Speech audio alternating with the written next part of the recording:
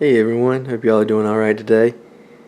This is going to be part one in a series about growing your own apples, trees, and there's two ways you can do this. One is, as you can see in front of me, got these apples from the store.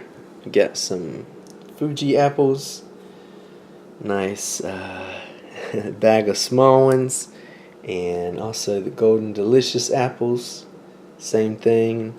I think the total of this was about $8, so pretty reasonable. There's probably let's see, 12, 11, 8, almost 20 apples in here total, 19 I think.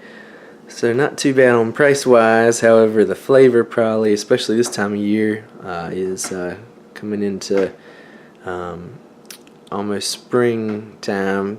Flavor's probably not going to be great, but the purpose is, to use the seeds from them as you eat them, if you can eat them. And so with these two varieties, the good thing about these two is both of these types of apples, the Golden Delicious and the Fuji, are both known as pretty diverse as far as adaptability. They can adapt to a wide range of areas and places to grow in, and especially really both of them are the Golden Delicious is known. Both of these apples sadly are not the original apples of their kind, most likely. It could be, this is probably actually going to be probably like a red Fuji, sport of a branch, which means it's a slight mutation from the original Fuji. I guess it could be the real Fuji, but most likely it's not. And same thing with the Golden Delicious. It's probably not the original Golden Delicious, which had more of a russet to it. And also with the Fuji, it would have been more of a, not as a red color, but as a mixed color.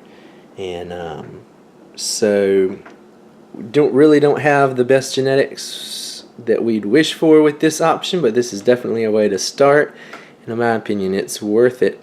However, the best option is if you've got apple trees in your own yard already growing that do well in your climate, and you've already had success in harvesting and they're low maintenance. If you can get those seeds, then they've either self-pollinated or pollinated with other apples in your yard that are doing well, and can have the best option as to getting the best new generation of apples. Whereas with these, it's kind of, we don't know which apples these pollinated with.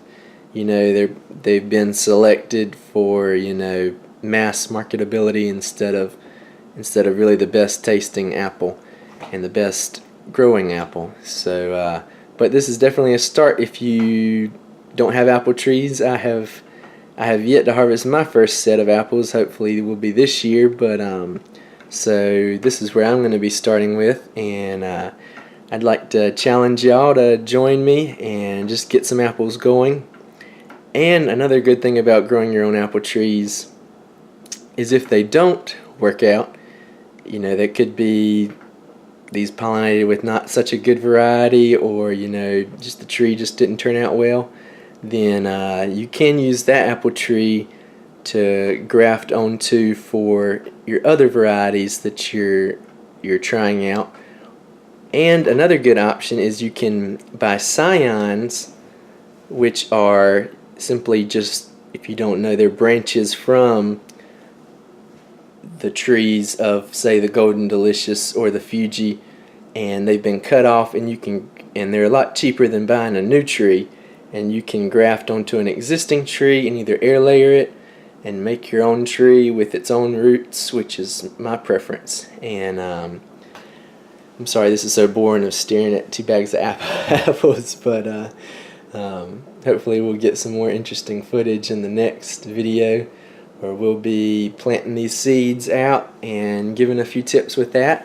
So if you've got any questions, let me know.